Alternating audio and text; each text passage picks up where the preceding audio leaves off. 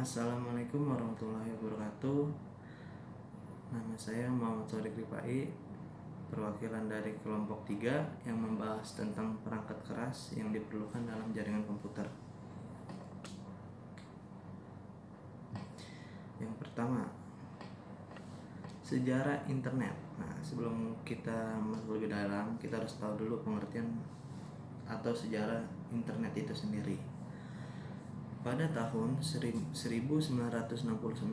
Departemen Pertahanan Amerika Serikat dalam proyek ERPII atau ARPANET melakukan demonstrasi bagaimana bisa melakukan komunikasi tanpa batasan jarak melalui saluran telepon menggunakan hardware dan software komputer berbasis sistem operasi Unix. Pada proyek ARPANET tersebut, setelah dirancang bentuk jaringan dengan standarisasi kehandalan dan beberapa besar informasi dapat dipindah untuk saling berbagi, maka terbentuklah sebuah protokol baru yang dikenal sebagai TCP atau IP. Selanjutnya, pengertian internet. Internet adalah jaringan komputer yang bisa dikategorikan sebagai WAN atau menghubungkan berjuta komputer di seluruh dunia tanpa batas negara, di mana setiap orang yang memiliki komputer dapat bergabung ke dalam jaringan ini hanya dengan melakukan koneksi penyediaan layanan internet. Perangkat keras yang harus digunakan dalam jaringan internet dalam komputer, yang pertama saya ambil contohnya modem. Modem merupakan kepanjangan dari modulator dan demodulator. Secara harfiah itu berarti modem merupakan suatu bentuk komunikasi dua arah di mana modem bisa melakukan proses perubahan data sinyal menjadi data analog dan kemudian bisa berubah kembali sinyal tersebut menjadi digital agar bisa digunakan di dalam komputer. Itu modem. Maaf sebelumnya kalau modem saya nggak ada bentuk fisiknya, cuma ada yang bisa nerangin karena di kelompok ini ada 3 orang dan 3 orang itu megang macam-macam benda perangkat kerasnya tersebut. Nah, yang kedua, perangkat keras jaringan internet. Untuk membangun sebuah jaringan komputer, tentu saja ada banyak hal yang harus diperhatikan. Salah satunya adalah faktor hardware yang tadi modem. Salah satunya adalah faktor hardware atau perangkat keras merupakan elemen yang sangat vital dalam membentuk jaringan komputer. Apabila kekurangan suatu elemen hardware saja, maka dapat dipastikan suatu jaringan tidak akan dapat berjalan dengan sempurna. Jadi kalau kita punya komputer dan ingin melakukan jaringan internet dengan komputer tersebut, kalau nggak ada hardware ya nggak bakal bisa, soalnya hardware merupakan salah satu perangkat vital dalam jaringan komputer. Jadi kalau yang nggak ada hardware, satu pun hilang hardware ya, nah itu nggak bakal bisa internetan pakai komputer tersebut. Nah, yang kedua, kabel UTP. Nah, ini contohnya kabel UTP.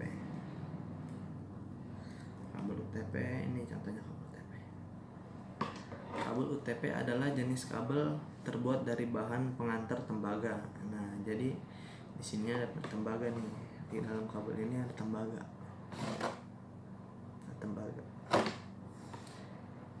Kabel memiliki isolasi dari plastik dan terbungkus oleh bahan isolasi yang mampu melindungi fisik dari api dan kerusakan fisik. Nah, jadi ini tembaga dibungkus oleh lapisan plastik. Nah, ini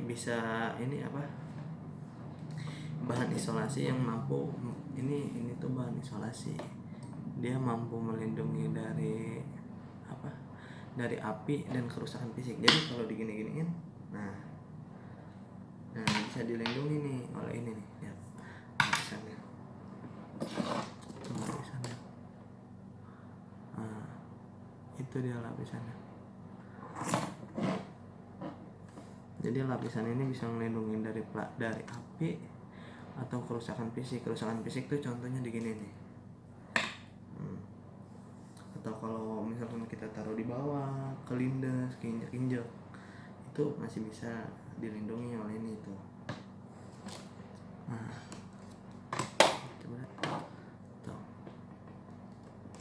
Jadi mau kita giniin, kita giniin,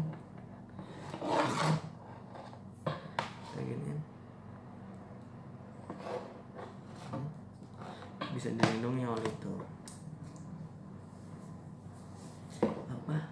Terus kabel UTP terdiri dari 4 pasang inti kabel yang saling berbelit, yang masing-masing pasang memiliki kode warna berbeda. Nah, kabel UTP itu terbentuk dari 4 rangkaian kabel.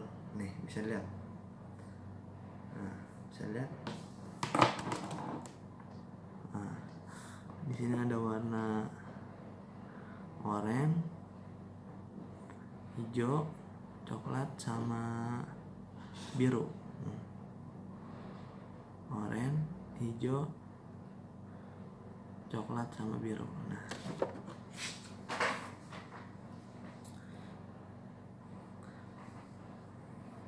kabel UTP tidak memiliki pelindung dari interferensi elektromagnetik. Namun jenis kabel ini banyak digunakan karena harga yang relatif murah dan fungsinya yang memang sudah sesuai dengan standar yang diharapkan. Nah, jadi kabel UTP ini terdiri dari 4 bagian. Tuh. Terdiri dari 4 bagian. Oranye, hijau, coklat, dan biru. Tapi ada di setiap produk atau barang ada kelebihan dan kekurangan. Kekurangan kabel UTP ini dia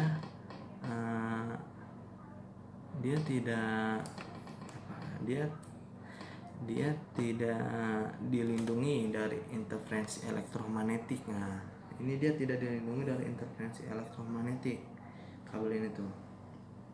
Jadi ya udah, nggak ada pelindung dari interferensi elektromagnetik kabelnya. Dan satu lagi kelebihannya, kabel ini murah dan sudah sesuai dengan fungsi yang memang standar. Jadi standarisasinya ya kabel ini sudah mumpuni. Jadi kabel ini worth it buat dipakai di komputer kalian. Misalkan buat dipakai di kerja, kan lagi ini work from house tuh. Nah, bisa dipakai nih buat kerja, buat desain laptop, PC mini, PC ya mini gaming lah di kamar. Nah, ini udah cukup banget. Bahkan kalau di kantoran juga ini udah cukup banget ya. Jadi kabel UTP ini ya cukup lah buat standarisasi. Kalau kita bikin PC di rumah, ini udah lebih dari cukup.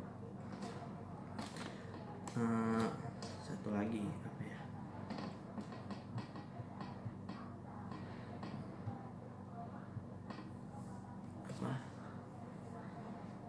modem. Balik ke modem tuh sekarang jarang digunakan, paling kayak modem kayak wifi. Kalau misalkan modem colok tuh udah jarang digunakan karena ya udah ada wifi kan, nggak bisa jadi pakai modem lagi. Semakin lama semakin berkembang dunia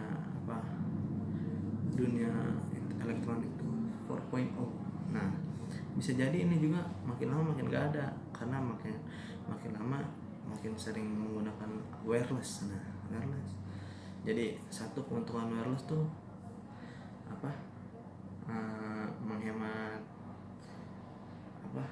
menghemat bahan-bahan kayak gini. Jadi juga desain komputer kita tidak terlalu sulit, tidak terlalu berantakan gara-gara kabel kayak gitu tuh. Kayak gini. Nah, bisa jadi ini bisa ya beberapa tahun ke depan ini bakal digantikan dengan wireless, karena perkembangan zaman semakin ke depan semakin bagus, semakin baik. Nah, cukup sekian dari saya. Saya Muhammad Shodiq Rifai, perwakilan dari kelompok 3 yang menjelaskan tentang perangkat keras yang dibutuhkan dalam jaringan komputer. Maaf kalau ada salah kata, karena saya di sini juga belajar. Assalamualaikum warahmatullahi wabarakatuh.